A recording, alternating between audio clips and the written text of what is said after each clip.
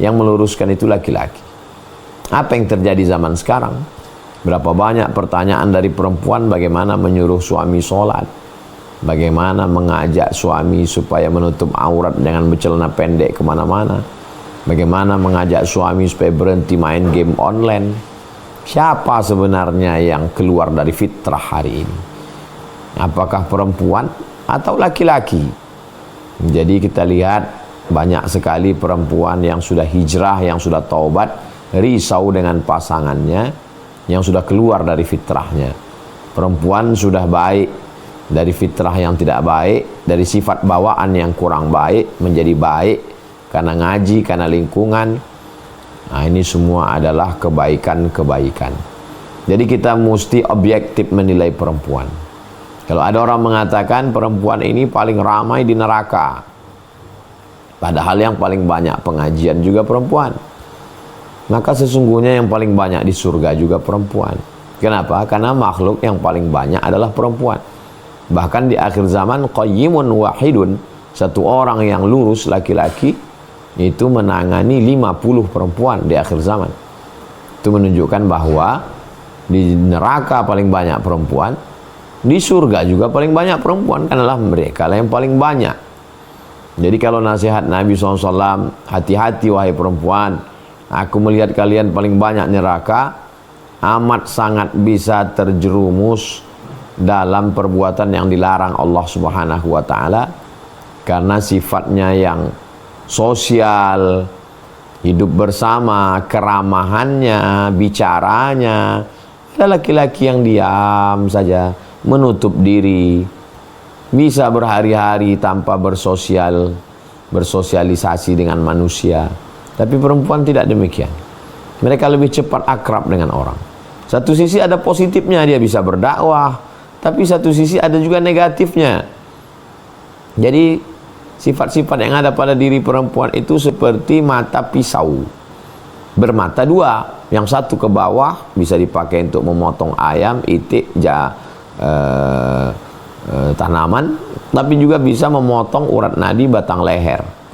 Jadi kalau perempuan yang suka berbicara, dimanfaatkan itu untuk public speaking, untuk menjadi host, pembawa acara, motivator, positif. Tapi kalau tidak, bakat itu akan dipakai untuk ghibah, namimah, adu domba. Begitu juga dengan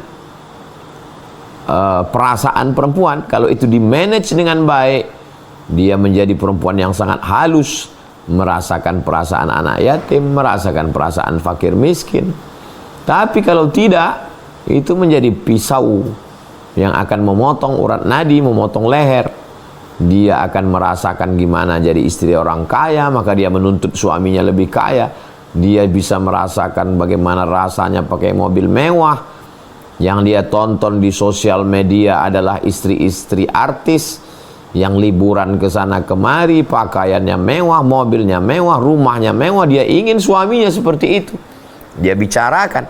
Tapi kalau diarahkan perasaan perempuan itu, dia bisa merasakan bagaimana perasaan seorang janda ditinggal suami, meninggal punya anak. Maka dia menjadi orang yang amat sangat semangat mengumpulkan dana untuk menyantuni anak yatim, pengumpul beras. Jangan heran kalau yang paling semangat mengumpulkan beras perempuan. Tapi yang paling semangat juga ikut sosialita perempuan. Jadi tergantung bagaimana memanage rasa yang ada pada diri perempuan. Perempuan bisa menyimpan memori hal yang remeh-temeh, perintal-perintil. Kalau seorang kepala rumah tangga sudah membelikan istrinya private jet, pesawat pribadi, diberikannya rumah miliaran, perempuan itu tetap mengingat kapan suaminya tidak mesra kepadanya, kapan suaminya tidak merangkulnya, kapan suaminya, padahal itu hal yang remeh-temeh menurut laki-laki. Oh, ini tidak adil. Dan laki-laki tidak perlu mengamuk. Kamu sudah saya belikan rumah, sudah saya belikan mobil, sudah saya kasih uang banyak. Dia cukup hanya memperhatikan hal yang kecil-kecil tadi. Selesai. Sesimpel itu sebenarnya. Dan kalaulah memori perempuan yang detail itu dipakai untuk ke panti jompo, panti asuhan, dia bisa memikirkan hal-hal kecil yang ada di panti jompo itu. Karena perempuan itu detail. Detail caranya berpikir. Jadi yang kita bahas ini adalah secara umum. Adapun yang jarang-jarang, ada juga Pak Ustaz laki-laki yang detail, kita membahas secara umum. Adapun yang jarang-jarang itu an-nadir kal ma'dum. Yang jarang itu seperti tidak ada. Kita membahas secara umum, general. Nah, ini bahan dialog kita pada malam hari ini. Sebagaimana biasa, kalau sudah jam 20.40, saya serahkan kembali ke Bang Alvin Firdaus. Nanti kita bahas panjang lebar dalam dialog. Demikian Bang Alvin. Terima kasih. Wassalamualaikum warahmatullahi wabarakatuh. Waalaikumsalam warahmatullahi wabarakatuh. Masya Allah, tabarakallah. Insyaallah pukul 20.42 sesi berikutnya adalah sesi dialog atau sesi tanya jawab. Tapi sebelum itu tadi di awal saya sudah sampaikan ya, ada informasi masalah yang bisa ayah bunda bangga ikuti bagi yang sudah bergabung di Zoom, di YouTube ataupun di TikTok, yaitu amal soleh sedekah atas nama orang tua untuk bangun pondok pesantren Az-Zahra. Nah, caranya simpel banget. Saya akan bagikan link bagaimana untuk kontribusi. Linknya kami tautkan di YouTube dan di Zoom ya. Di YouTube dan di Zoom kami izin untuk matikan terlebih dahulu chatnya. Nah, silahkan diklik linknya. Saya izin untuk share screen. Ini sekaligus mengupdate ya, update perolehan dari penghimpunan dana ini. Insya Allah. Nah, ini sudah terlihat ya Bang Kakak Bunda, didukung residat.id/UAS. Ini tercatat, Masya Allah, sudah ada 21.770 muhsinin yang ikut kontribusi. Nah, informasinya kami sampaikan di sini, detail lengkap dari mulai proyeksi pembangunannya seperti apa saja yang mau dibangun ya, masjid, asrama Islam dan Akhwat, rumah tahfidz, rumah satid dan lain sebagainya. Nah, ini insya Allah Abang Kakak bisa ikut ambil bagian, abadikan hartanya di sini dengan cara klik donasi sekarang. Dan di sini juga ada fitur untuk sedekah rutin Abang Kakak ya.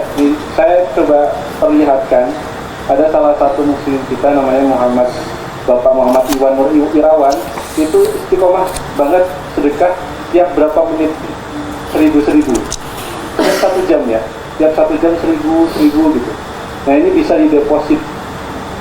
Jadi kita top up dulu budget untuk berinfaknya, untuk sedekahnya, dan itu bisa dijadwal. Bagi Abang Kakak yang ingin infak subuh juga bisa dijadwal di sini. Nah, di fitur sedekah rutin nanti akan diarahkan, silahkan diklik ya, diklik ke linknya, akan diarahkan ke sini donasi sekarang. Alhamdulillah sudah terkumpul kurang lebih, saya akan buka ya, 1.600.000.000, 1,6 miliar ya. Barakallah, semoga apa yang sudah terkumpul ini, dan tadi video kami sudah putarkan progres terakhir, semoga menjadi amal jariah yang terus mengalir untuk Abang Kakak yang muda yang ikut kontribusi. Langsung saja klik donasi sekarang bagi yang ingin ikut kontribusi dan pilih nominal donasinya. Ini agak lambat ya. Pilih nominal donasinya, insya Allah mudah banget, tidak menyulitkan dan banyak sekali metode pembayarannya, jadi nggak usah khawatir akan ada biaya admin. Insya Allah ada dari BSI, Mandiri, BRI, dan bahkan dompet digital juga kami sediakan, kami siapkan. Insya Allah dalam rangka memudahkan Bang Kakak Ayah Bunda untuk ikut beramal soleh. Demikian ya Bang Kakak Ayah Bunda, bagi yang ingin ikut kontribusi langsung saja klik linknya. Kami sampaikan lagi di kolom chat. Nah, ini sudah ada sedekah atas nama orang tua. Yuk kita hadiahkan kepada orang tua kita untuk dukung pembangunan pondok Quran Az-Zahra, yang nanti langsung diasuh oleh guru kita Ustaz Somad. klik linknya. Baik, kita langsung masuk sesi ke tanya jawab ya, sesi tanya jawab. Insyaallah sebelum beranjak ke jamaah, ada dari saya Ustaz, saya ingin bertanya terkait fitrahnya perempuan. Ini sering jadi perdebatan Ustaz.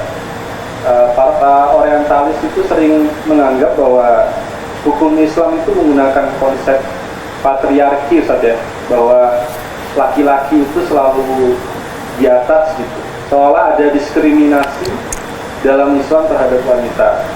Seperti misalnya wanita tidak boleh jadi imam sholat, wanita wajib taat kepada suami, wanita tidak boleh jadi hakim gitu ya. Kemudian wanita lebih baik di rumah dan lain sebagainya dan lain sebagainya. Bagaimana Ustaz memandang ini Ustaz? Bismillahirrahmanirrahim. Kalau kita melihat sesuatu, jangan lepaskan dari konteks. Bagaimana konteks ketika Islam ini dulu datang? Ketika Islam datang 14 abad yang lalu, perempuan itu diwarisi, menjadi barang benda yang diwariskan. Ibu, anak kandung, saudara kandung tidak dapat warisan. Begitu tradisi zaman dulu. Lalu kemudian seorang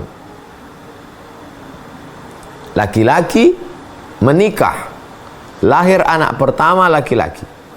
Habis itu si laki-laki tadi menikah yang terakhir saat dia sudah tua punya istri lagi, karena mereka zaman dulu poligaminya tanpa batas. Ketika meninggal, anak yang pertama ini boleh mewarisi istri bapaknya yang terakhir. Maka ketika Islam datang, haram hukumnya menikahi ibu tiri. Ibu tiri, istri bapak kita, itu mahram mu'abbad. Sampai hari kiamat, dia adalah ibu kita, tak boleh dinikahi. Dan kalau seorang laki-laki meninggal, istri dapat 1/4 kalau tidak ada anak. Kalau ada anak dapat 1/8. Ibu ada kalanya dapat 1/3, ada kalanya dapat 1/6. Lalu kemudian anak perempuan, lizzakari mithlu hazzil unsayain. Perempuan mendapat 2 kali bagian anak laki-laki. Laki-laki mendapat 2 kali bagian itu bukan karena laki-laki itu superior, tapi karena laki-laki beban tanggung jawabnya besar. Dia yang menanggung mahar nikah, dia yang menanggung nafkah, dia yang menanggung perbelanjaan. Kalau ada saudaranya yang susah, orang tuanya yang tak makan, dia yang menanggung. Jadi di balik lebihnya bagian laki-laki, sesungguhnya ada tanggung jawab yang besar. Perempuan, dia tidak menanggung apa-apa. Perempuan kalau dia punya harta, dia tidak menanggung apapun. Kalau ada perempuan yang ngasih makan anaknya dari gajinya, itu adalah pertolongan dia untuk suaminya. Nah itu, jadi jangan, zaman Nabi SAW dulu, perempuan itu kalau dia dalam keadaan menstruasi, tidak boleh masuk ke dalam rumah. Dia dibuatkan satu tempat khusus. Dan itu masih ada di suku-suku primitif zaman sekarang. Ketika Islam datang, perempuan yang menstruasi, mohon maaf, boleh serumah dengan suaminya, boleh satu kamar, boleh satu tempat tidur, boleh memasak. Tidak ada satu larangan apapun.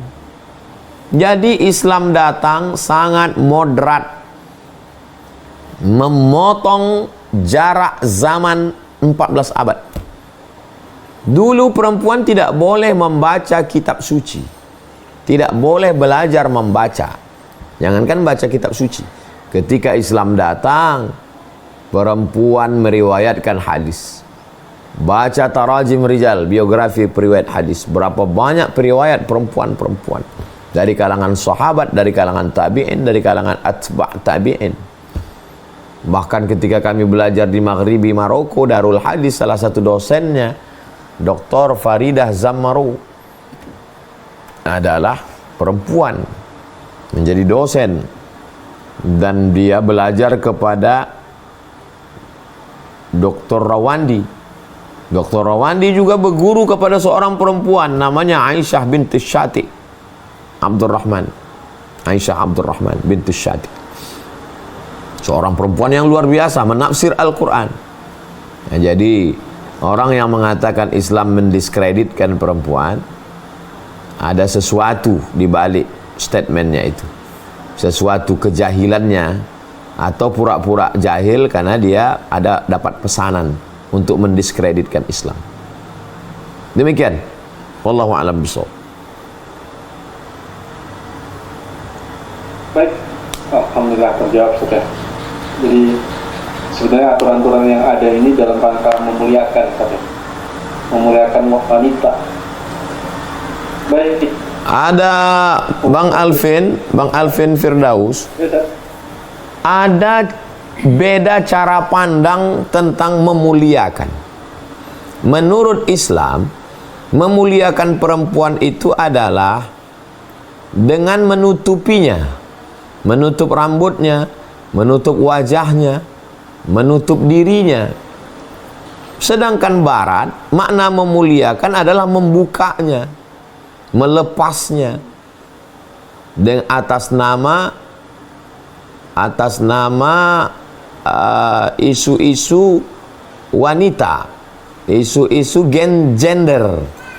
Kenapa meledak gender ini? Karena selama 15 abad perempuan mengalami tindakan diskriminatif. Perempuan tidak boleh membaca, perempuan